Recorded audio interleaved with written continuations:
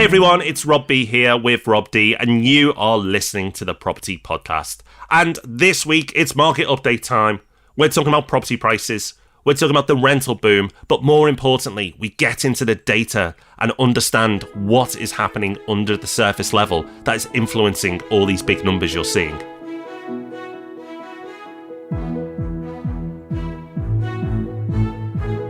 Welcome to the Property Podcast. Thank you so much for joining us. Episodes like this are where I think this show comes into its own, because we are, of course, reading the property news every day, but also we and our team are getting underneath the headlines and seeing what's actually happening out in different pockets of the market. And we are going to be bringing all of that to you today. So do stick around and stay all the way to the end, because in Hub Extra, we've got a recommendation, which if you are a business owner or interested in becoming one, you really must check out. Now, of course, our market update is full of news and updates on what is happening in the world of property. And of course, we touch on the economy as well. But if you just can't get enough, then maybe you should pick up the Sunday Times on Sunday, because you'll see our smiling faces looking back at you, where we'll be answering 2 more questions, Rob. Yes, and we're helping one Sunday Times reader who's having every landlord's worst nightmare. The new tenants just moved in a couple of weeks ago, and it is not going well. And they want to know if there's anything to do to save themselves from having another year of this. So do pick up the Sunday Times or find it online if you're a subscriber to see what we have to say. Okay, so let's get into the episode and start with the headline grabber, because this is the one that always drags our eyeballs to it for all of us, which is house prices. We are a nation obsessed with house prices, and guilty, so are Rob and I. And every month there seems to be something happening around house prices, at least noise.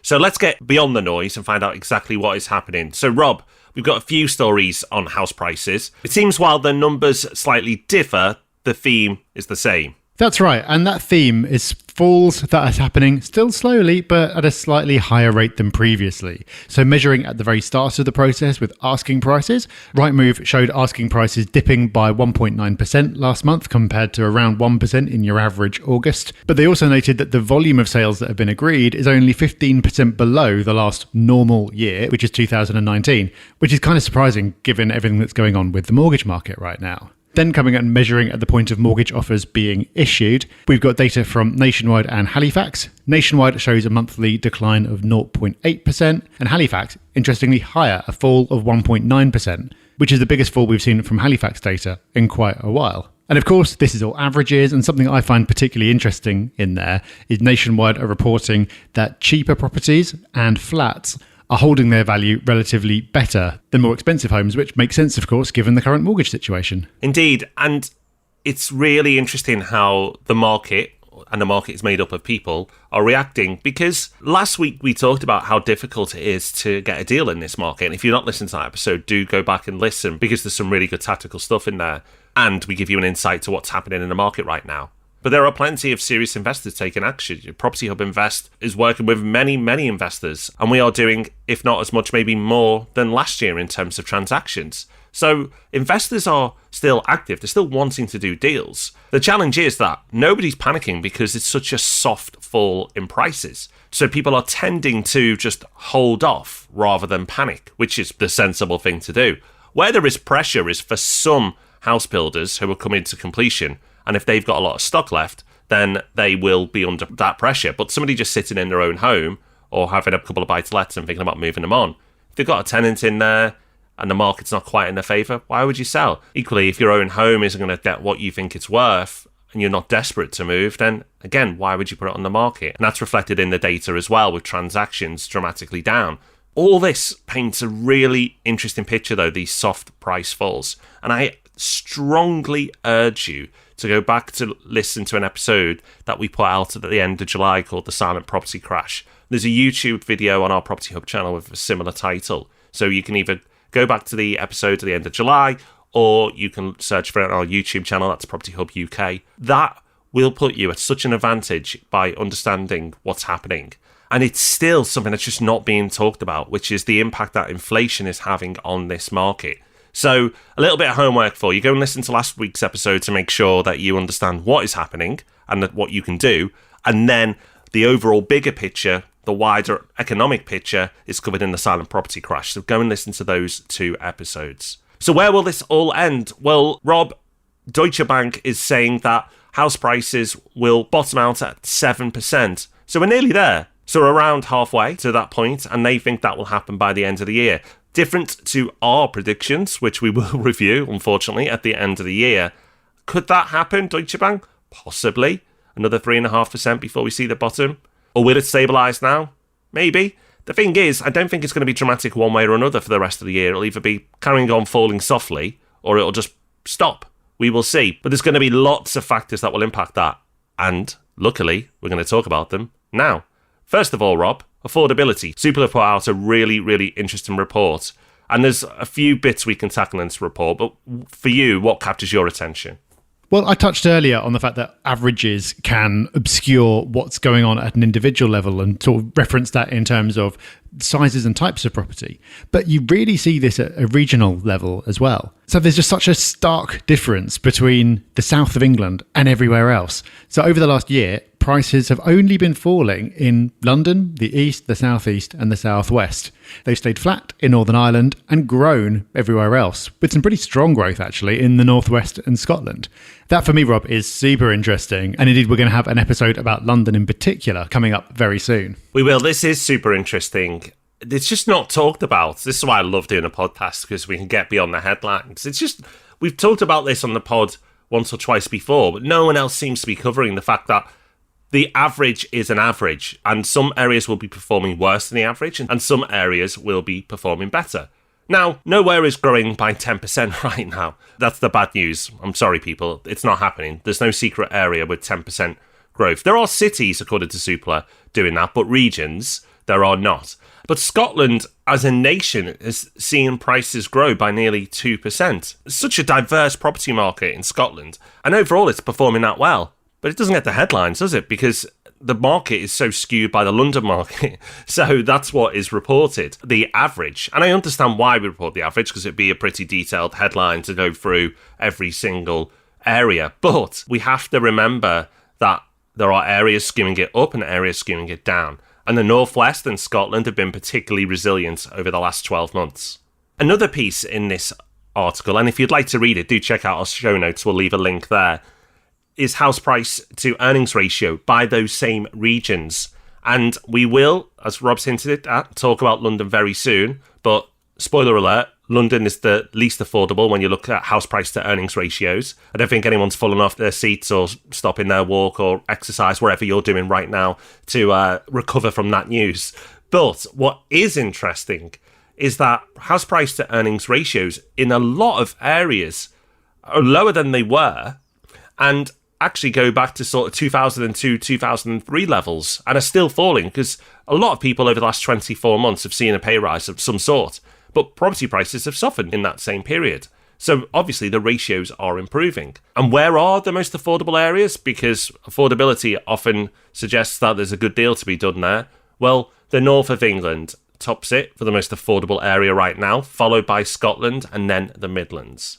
And it's no surprise that they also make up then the top three areas that are performing the best right now. This secondary layer of information that is so important to understand, so you don't panic about the headlines, but you understand exactly what is happening on the ground. If areas are affordable and the affordability is improving, then it's perfectly reasonable to see them still performing quite resiliently through what is a choppy market. So next time you get into a conversation with house prices, with your taxi driver or relative around the dinner table, you're a little bit more informed. You've got that extra info in your pocket now. Well, let's come up a level next, because interest rates never used to be a topic of dinner party conversation, but have suddenly become one over the last couple of years. And of course, it's the path of interest rates, and therefore of mortgage rates, that are going to have a bigger impact than anything else on house prices in the future, and indeed all investments in the future. And there have been some interesting statements from members of the Bank of England recently, Rob. Andrew Bailey's been hinting that interest rates might be close to their peak. And the Bank of England's chief economist, Hugh Pill, has given a speech similarly suggesting that they're close to the peak, although he said that he's personally going to be voting for another increase from 5.25 to 5.5%. But he also said in that speech, Rob, that he favours interest rates being held at that level for a long time, rather than inflation starting to fall, going, great, job done, and trying to bring them back down again. But then there are also suggestions that the next month's inflation data might not be looking too good for the Bank of England. So that comes out on the 20th of September. The next Monetary Policy Committee meeting is the following day on the 21st of September. Rob, it's anyone's guess as to what they're going to do and what the commentary around it is going to be. What do you take from these comments that they've been bandying around over the last couple of weeks? Well, I know the Bank of England are an independent body, but they do act like politicians because they're clearly trying to leak information in advance to get the markets ready for what's going to happen, at least what's going to happen as they see it for now, because anything can change, and it does often change. But then the clear noises are, we're going to up it a little bit more and then stop. And then that, hopefully, will be the peak. So the suggestion is 5.5 is going to happen. And when it happens, they're going to try and keep it there and try and leave that as the peak. Will they be able to deliver? Well, that's going to depend on all the data, Rob, as you say. But that's their current intention today. The challenge that they have is that the data's all over the place. Personally, I'd like to see interest rates left for a while, because I'm sure the Bank of England are aware of this. I really hope they are, is that it takes a while for it to filter through into the market. Yes, it can change immediate sentiment. Interest rates rises and impact the short-term markets, but the actual impact it has on the economy takes time. And if you want inflation to fall, it's going to take a while for any increase to take effect. So I'm hoping that the noises they're putting out actually prove to be true, and that 5.5 is the peak, and they're going to hold it there for a while, even if it means them sweating a little, because it should do its job. We'll see. So how does all this news impact mortgages? It seems that the Bank of England are trying to give some guidance, and when there's guidance, Rob, that gives a sense of certainty, and when there's certainty, mortgage markets tend to behave themselves a little more. Yes, the story of the last 6 weeks has been mortgage rates drifting lower. So the idea that interest rates are going to get up to 6%, 6.5%, which are the kind of figures that are being priced in a while back, that's looking a lot less likely now. So the result of that is that lenders are gradually, slowly but surely, repricing their fixed rate products. So over the last few weeks, we've seen big names making cuts to their interest rates, including HSBC, NatWest. They were then followed by Nationwide and Santander. And those are just the big names. Lots of the specialist buy-to-let lenders have also been making cuts. And I was the beneficiary of this. I'm applying for a mortgage at the moment, and the rate actually fell between applying for it and receiving the offer, which was not something that looked on the cards a few months ago. It was only marginal. The cuts that are being made across the board are not large. There are still some hefty arrangement fees out there. So it seems to me that, yes, the base rate may go up again. It seems very likely that it will go up again, but we may have already seen a peak in mortgage rates because, of course, they are trying to predict what's going to happen in the future and pricing all that in already. We will see. We love sharing our knowledge with thousands and thousands of people on this podcast, but sometimes it's nice to have a smaller group as well. And that's what Property Hub Select is all about. With Property Hub Select, we're able to put on extremely high quality, exclusive in-person events and interactive online masterclasses that helps our ambitious members approach property investment on a whole different level. And the best thing is, Property Hub Select costs nothing at all. It's all free for our clients. So to find out if it could be right for you, just visit propertyhub.net/select.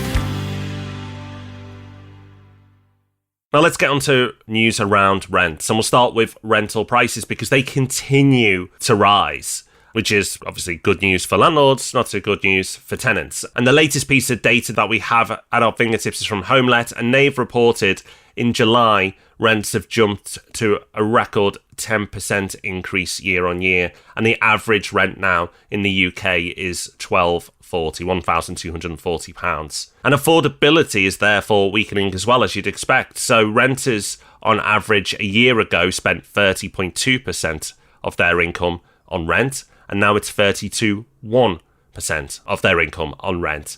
So affordability levels are being stretched. So where landlords have seen mortgages go up, that has been offset by an increase in rents. And some increase it has been. It's been absolutely staggering. I certainly, in my adult lifetime, can't remember the rental market behaving this way. But of course, we do have high inflation, and history shows us that inflation and rents tend to match each other. Sometimes a little lag, but overall, rents keep pace with inflation. That's the long-term trend, but what is causing it right here, right now? Well, a big part of it is supply and demand. And Rob, you've got some interesting data that Bloomberg have reported on, that landlords have indeed been selling their properties. Yes, really interesting story, this one, because this is reporting on a study that's used capital gains tax receipts. So if a property is being sold and capital gains tax is paid, you know that it's a rental property rather than a property that someone was occupying, because you don't have to pay capital gains tax on those. So looking at receipts, you can get an idea of the number of properties being sold. So this analysis suggests that landlord sales have been significantly up since 2021. So if you look at the data going back as far as it goes, which is 2009, you see sales starting to pick up in 2015, which of course was when the changes to mortgage interest tax relief were announced. They then stayed at that higher level all the way through to 2019. 2020 you can write off because it's a weird year. And then it's taken another step up in 2021 and stayed there. So landlord sales have been spoken about mainly within the last year, but this data suggests that it's been happening for longer than that. And I can't find the actual figure now, but I'm pretty convinced that this is correct, which is that there is the same number of rental properties in existence today as there were in 2015. And of course, the population of the country is higher than it was in 2015. And as a result of what's happening with mortgages at the moment, more people who would have moved into buying are remaining in the rental sector. So it's hardly a surprise, really, Rob, that we are seeing rents going up so quickly. Well then, surely, Rob, we should bring in rental controls. And that leads us to our last story of the day, because Scotland are building on the success, yes, I am quoting, of the rental controls they've already rolled out. And they are looking at longer-term rent controls. And will this come to the rest of the UK? We'll see. But we have to really assess what success means, because rents in some parts of Scotland with these rental controls have risen twice as fast as the rest of the UK. History has shown us that when governments try to control the price of goods, services, whatever, it doesn't normally end well. And it seems that whoever is proposing these programmes for Scotland is either not looking at the data, or is looking at the data but doesn't care because it's popular. And if it's popular, that wins your votes. So, not great for renters of Scotland. You'd think rental controls would be great, but it's clearly not working. We've talked about it on the podcast, why it doesn't work, multiple times. It won't work, it's failing, and it's meaning a poorer rental market for people in Scotland, unfortunately. So, Rob, I feel like I say this every month at the moment, but it's a bit of a mad time. Rents are rocketing, which gets a little bit of coverage, but not a lot in the main media. Prices are softening a little, which gets a tremendous amount of coverage in the media. But then, for me, the really interesting stuff is when you go beyond the headlines, you dig into why these things are happening and what is happening at ground level in different regions. It's such a hodgepodge of activity, whereas one area is seeing, decent performance, another area is looking absolutely dire. It's just all over the place. Yeah, I think there's a lot of black and white thinking on housing. And also, you've got to be aware that there's so much data out there. You can pick a data point to support your pre-existing view. You've got to be careful about that. We could be guilty of that. We try to self-correct, and we try to take these headline pieces of data and combine it with everything that we're observing from having a team that is active in the market every single day. And we learn absolutely loads from that. And I think if you can move beyond that black and white thinking, it does reveal that there are real opportunities out there. And of course, you don't have to take them. If you think it's more appropriate to do nothing and see what happens next, wait for a bit more certainty, you might be waiting a while, but that's fine. If you're at a stage in your life where you've just had enough and you want to get out, then that's fine too. But we're at a stage where we're still building. A lot of listeners to this show are as well, which is why we try to focus on opportunities rather than getting bogged down in everything else. And clearly, when you look at the regional picture, when you look at what's happening with different property types, when you look at what the house builders are doing, and a couple of those have released results recently, which have got interesting hints in there, there are certainly opportunities out there if you dig deep enough to look for them and if you want to take advantage of them. But the next couple of months are going to be particularly significant. But a lot could change even over the next few weeks because we've got that inflation data and the Bank of England decision coming out. So, of course, you'll want to be subscribed to the Property Podcast. And if you're not already subscribed to our free weekly newsletter, Property Pulse, you really should do that because that's another source of timely news and analysis in your inbox every Friday. So you can sign up for that for free at propertyhub.net/pulse. If you've not signed up, you are absolutely missing a trick. It's free, and you get insights directly from Rob D each and every week in your inbox. It's written personally by the good man himself. So, you might not want to pay for his books, but you can get his free email each and every week, so make sure you check that out. You know what, Rob? Probably not that great after spending all this time putting this podcast together, and it was the point you were making near the end, you touched around this, is most of this doesn't matter. It doesn't matter if you're in it for the long term. Nobody will go back to, oh my God, remember the property market of September 2023. Nobody in 5 years will talk about this month in property, even though we've used words like chaotic or, we've said it's all over the place. It might be, but that's because we're viewing it today. But when you zoom out in a year's time, it will be barely a memory. And in 5 years' time, you won't even be able to remember this month in the property market. Unless, of course, it's something eventful like you made your first ever investment.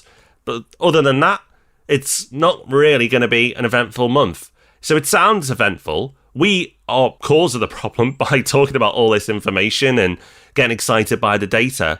But we have to remember that our actions aren't dictated by the information that we're giving you. So we find it super interesting, and that's why we love sharing it with you, and hopefully you feel the same way too. But what we absolutely don't let it do is influence any short-term investment decisions, good or bad. Wouldn't take 1 month's data and suddenly rapidly go into the market and make excessive investments, nor would it take 1 month's piece of data and suddenly exit the market or try and sell most of my properties. It's just 1 month's piece of data. What I look at is the underlying fundamentals, affordability, the stuff that we covered in the secret property crash, the long-term performance of property, the impact inflation has on debt. All these things are the things that are really important, the stuff that moves a lot slower and isn't maybe as sexy, but I tell you what, it's the stuff that makes you wealthy. Well, we've covered a lot on this show, but we've got time to just slip in a little bit more in the form of Hub Extra, where we try to give you a tool, a resource, an idea, something to take away with you as you leave us. And this week, Rob, you quite rightly said that we should share something or someone who we've been talking about a lot between ourselves recently. So just like you right now, you're someone who's keen to learn, and the fact you're still listening at this point really demonstrates that. Well, Rob and I are exactly the same. We're avid learners. When there's a subject that interests us, we get obsessive and we really dig down into it and we read books on it or watch videos. And of course, we run businesses. So therefore, one of the subjects we're interested in is business. And Alex Hormozy is someone you may or may not be familiar with. But if you are interested in business or run a business, then I highly recommend you start consuming some of his content. His YouTube channel is excellent. Rob sent me a message over the weekend saying that one of the videos we shared between us was better than most business books, and it was put out for free. It's incredible the stuff that he shares that other people would charge so much for. And he's also put his audiobook out through his podcast feed. So you have to understand, dear listener, we're a podcast of abundance. You might think, why are we sending you to other content providers? But there's enough of us to go round. We want you to see the good stuff, and we want to share what we feel is good with you. But if you think our stuff is any good, then you can reciprocate. You can also share the good stuff. So please do share the podcast. If you've made it this far, you've clearly extracted some value, or you're doing a run and you can't change tracks. But either or, it doesn't matter. You're still with us. So please share the podcast, this podcast. Share our podcast with others, because the info that we try and deliver is stuff that's just not covered anywhere else. And we want as many people to understand what is happening. And if it's somebody who's not going to probably listen to loads of episodes, send them the key ones. Send them the Secret Property Crash episode. Send them some of the basic ones if they're new to property investment. Point them to the YouTube channel. But just share it. That's a massive gift you can give us back. So if you've made it this far, thank you. You are awesome, and you can be super awesome if you make a little bit of effort for us this week and share the podcast around. Well, that is us done for this week. Thank you for listening. Hope you feel a little bit more up to date. You can catch us in the Sunday Times, of course, on Sunday. We'll be back with Ask and Rob on Tuesday, and back here once more for the Property Podcast next Thursday, where we're going to be sharing some data that we've been digging into that is absolutely fascinating. So do make sure you join us then. And until then, have a great week. Bye-bye. Bye-bye.